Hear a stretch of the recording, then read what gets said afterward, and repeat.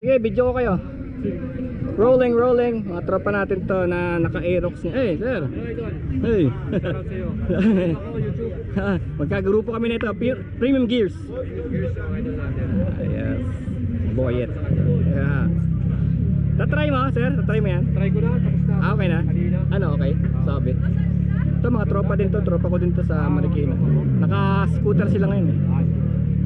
Tatry sila ng may cambio. Try nila, susubukan nila yung Kasi pre, kahit birahin mo yung gas, kung hindi mo naman i-release yung clutch, hindi siya lilipad eh. Oo. Naka-control ka pa rin eh. Parang ito yung switch niya, yung susi. Yan. Papio XO4 125. Tama ba? 125? ABS no. Bagay oh. Wow, bagay. Si Boy, nag-grupo ko sa Premium Gears. So, nag-subscribe kayo sa kanila. Yan. Premium Gears.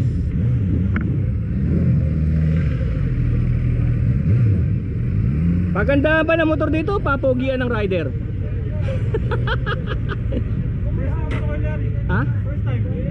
Oo, basta tanong, basta huwag mong bitawan agad-agad to para ano, oh, para safe ka. Hindi naman na-under yan pag hindi mo binitawan yung clutch eh.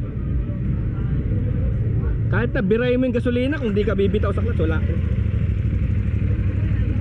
Yan ang pinaka-key. Oh, the clutch is the key.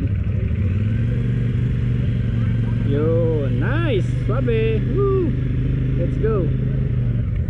So marami kasi nagta-transition mula sa scooter papunta sa may cambio. Ultimo yung brother ko eh, hindi rin siya sanay, pero ilang years na yung nagmamotor, hindi rin siya sanay sa may cambio. Sabi ko parehas din naman kasi may cambio din yung kotse eh. May kotse kaming may cambio eh. So parehas lang ang principle dun eh. Ito na 500 Bristol. This is Scrambler Ducati.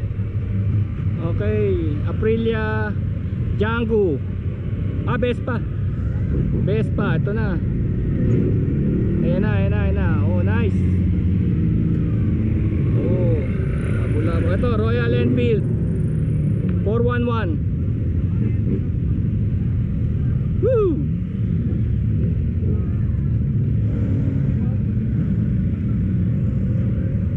Delikado yata ako dito ah. Tabi tayo, tabi. So meron din mga electric dito kung gusto nyo. Pero wala na to, last day na to. So next time, wag nyo kalimutan ha.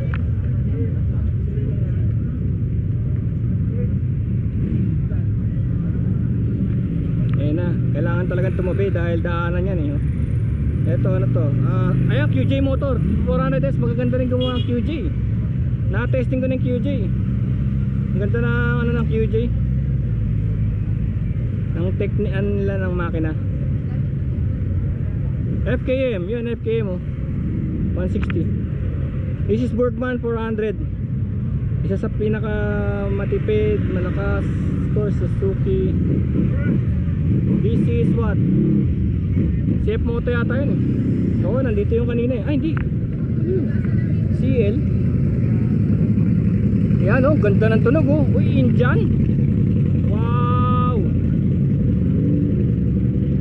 Magulat kayo, may mga engine dito na air-cooled ah. May engine dito na 2000cc na air-cooled pa. Old school, balik sa old school. Meron akong cube po ng kape ah, baka pwede. Ako, nagliligpit na. Oh my god, no.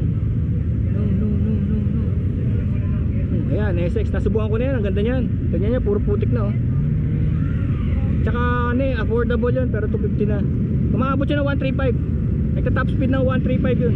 Ito, Scrambler Ducati V4 Indian V4. May radiator. Pero may engine na walang radiator. Sa V4, pwede pa pala ngayon yun. Nilalakihan lang nila yung ano, yung black. Parang dissipation ng heat. Ayan siya, tropo NK 400. Wow, dami motor. So running 2 hours. Binabagal nga nila oh, kasi kahapon walang ano, walang cone. Binabagal nila ngayon. Kasi delikado rin yung high speed. Sipin mo, liit ng kalye high speed. Pero nung Friday nandito kami, walang mga cones, nag high speed kami. Nag high speed kami nung Friday. Walang mga cones, pero nakita ko na talaga na delikado. Delikado siya. Kung walang awat, delikado. FKM. Ayan o. Okay, 400. CL 400. May Bistrom tayo na 250 at saka 1050 Indian. Ba talaga tunog ng engine?